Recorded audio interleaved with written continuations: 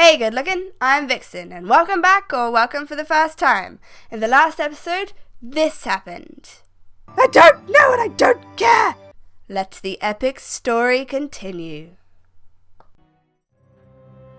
Alright, I'm almost there and all ready. Time to make my grand entrance. Oh, please let the dress be good. Oh, please. Oh, please. Oh, please. I can only go to the palace. I can only go to the palace. With Alice.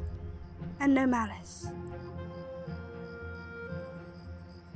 And a complete and utter disaster! You have no idea how much this will cost our family!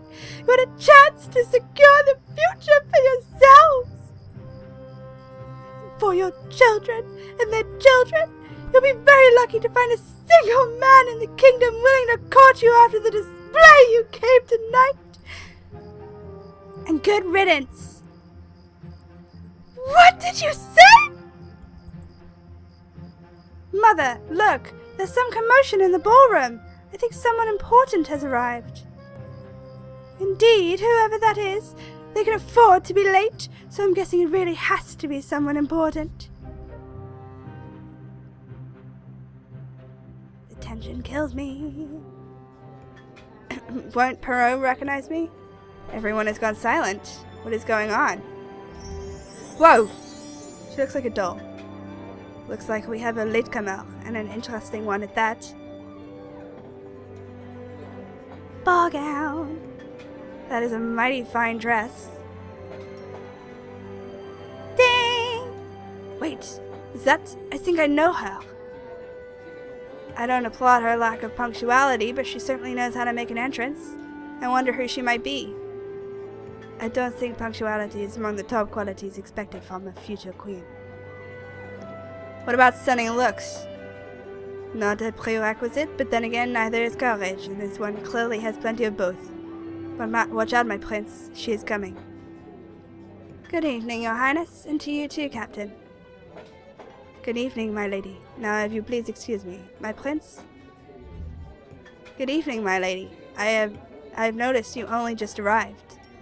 Dang! Even those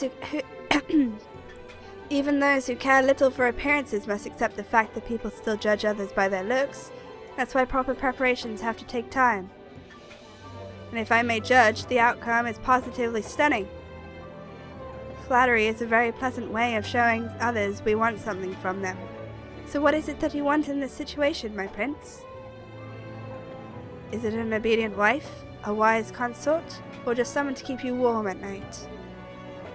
Do not get me wrong, your highness. I do empathize with your complicated situation, and understand you must have a wife to be crowned.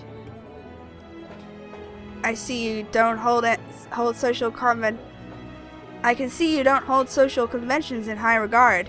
That is quite an accurate description of my predicament, though. And yet, understanding this, you are here.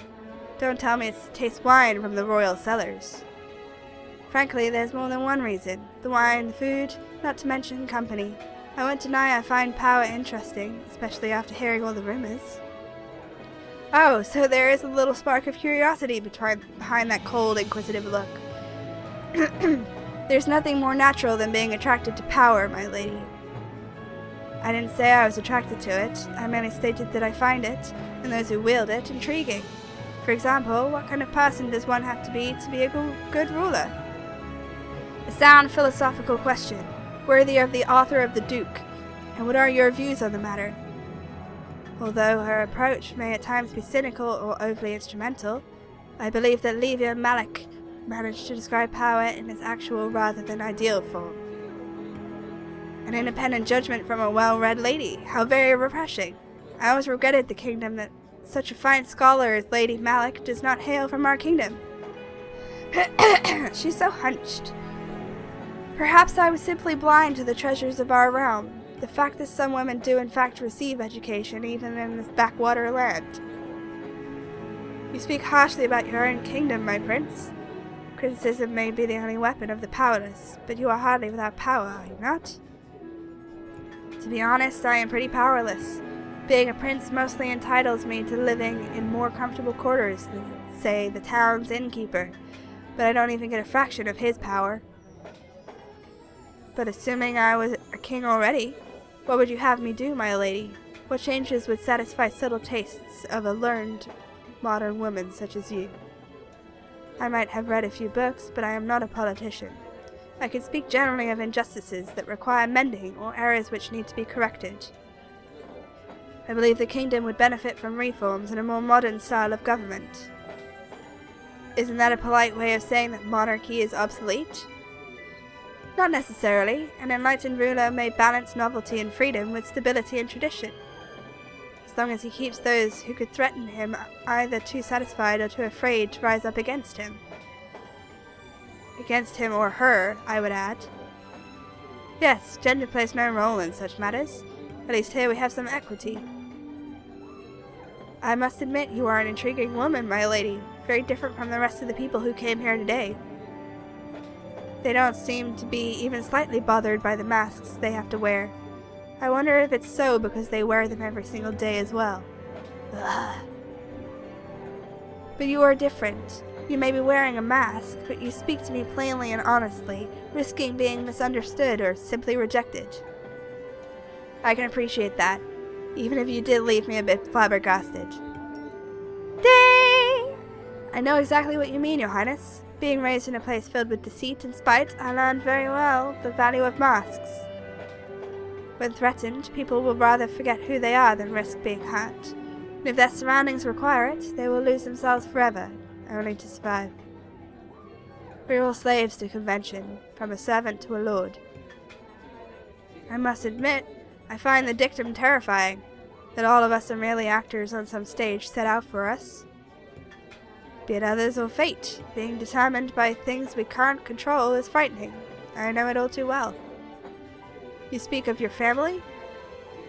I am. It isn't a light story, Your Highness. Definitely not a topic for a polite and charming conversation to make the time pass more pleasantly. I would like to hear about it nevertheless, if I am not asking for too much. Please tell me about your family, my lady. How could I refuse you, my prince? Well, my mother died in labor, bringing me into this world. My father eventually remarried a woman who already had 2 daughters. He died soon after that, so now I live with a stepmother and her 2 daughters. That is strange. I have never heard of a noble house with 3 daughters and no father. I recall one family of a widow with 2 daughters, though. How is it possible, my lady? Stepmother doesn't see me as one of her daughters. She allows me to stay in her house under one condition. I work as a servant for bed and board. Those who are familiar with the family know of my existence. As for others, I wouldn't be surprised if she told everyone she has 2 daughters, and that is that. That's unbelievable! Ow. I did warn you about this topic. It isn't very entertaining. No, I'm glad you told me about it. It showed me how ignorant I still am, and how little I know about my own realm. Well, in that case, I'm glad you asked me about my life. Look at me babbling like a lunatic. You must be wondering whatever happened to royal manners. I forced you to speak about things which you must find painful during a ball. When we're supposed to be taking our minds off unpleasant things, please allow me to make amends. Would you do me the honor? Well, I'm not really a dancer. Don't worry, my lady. I will show you. Rather dance with the captain. Oh my! Alright, maybe I can learn something from you as well, my prince. Is this alright? You're doing fine, my lady. This isn't as difficult as I expected. Not that I had expected to be dancing with you, my prince.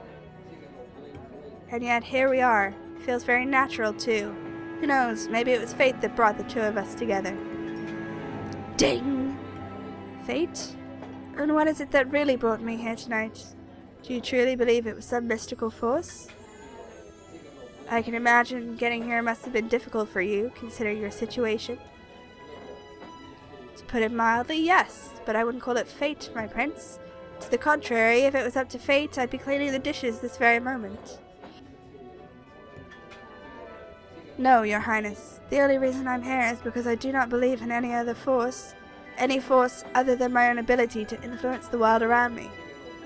I choose to shape my life in any way that I can, take responsibility for the consequences of my actions. Having it any other way is cowardice. A commendable attitude, my lady. This may not be the wisest thing to say at the moment, but I'll say it anyway. I consider myself lucky to have met you tonight, my lady. Luck or not, I'm glad as well. Very glad to be with you.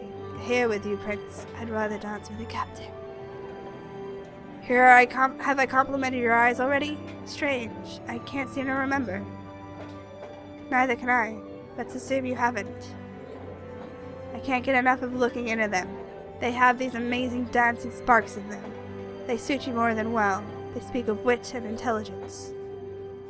Now I'm sure you haven't complimented my eyes. Please, do continue. What else do you find attractive?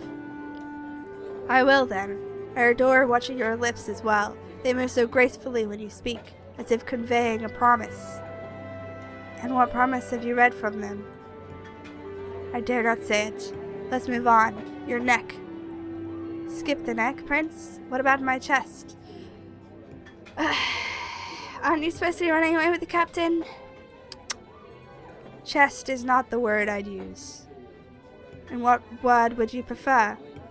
I think we should get to know each other better before we switch to a more colloquial vernacular. I'd love to get to know you better, my lady. You will have your chance, my prince, if you're persistent enough and constant in your ambition. But we tend to undervalue things we achieved effortlessly. Let me give you an obstacle, my prince. You may thank me later. You really are incredible, my lady. And you wouldn't have it any other way, my lord. Good night, and thank you for this unforgettable evening.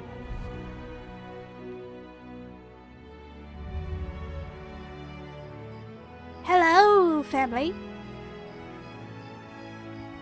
Mother! Is that...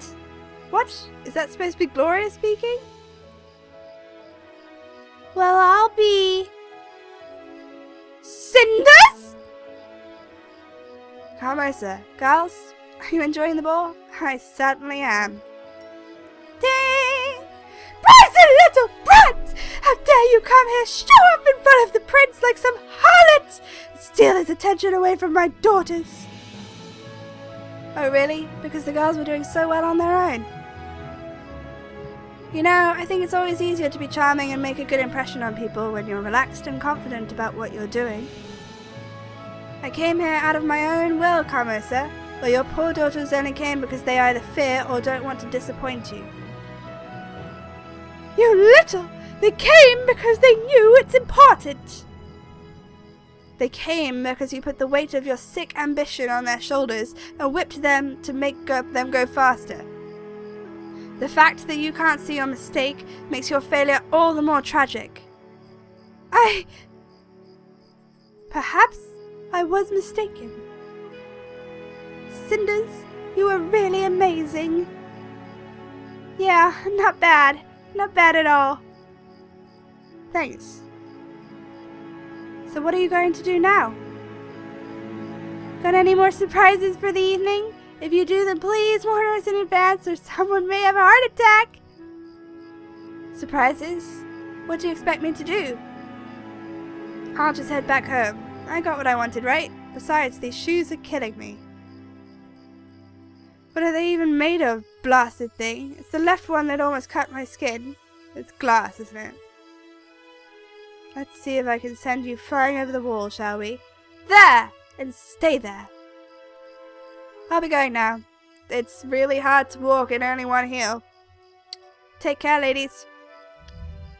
And there she went. Well, I'd say this has been an entertaining and a very educational experience. What do you think, Gloria? Yes, I think I did learn something about myself. All of us, actually. Would you agree, Mother? Mistake? Looks like someone has been hit with a revelation. Too bad it wasn't sooner. Ding! Good evening, Lady Carmosa. Ladies, I'm looking for Cinders. Do you know where I could find her?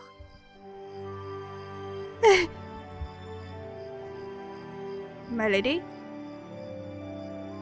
Cinders is not here, Captain. Could you tell us why you are looking for her? royal orders. The prince would like to have a word with her. Cinders has just left, Captain. She seemed to be in a hurry too, as if trying to get back home before midnight. Funny, since Mother's here and she wasn't supposed to be here at all, it isn't like she needs to make it before curfew or anything. If that lovely dress was as terrible as her shoes, maybe she just wanted to get back home and take it off as soon as possible. Her shoes? Her shoes? Yes, slippers. Very original design too. She said they were awfully uncomfortable and then threw one over the wall. The other one is still here, on the ground. Slippers. What?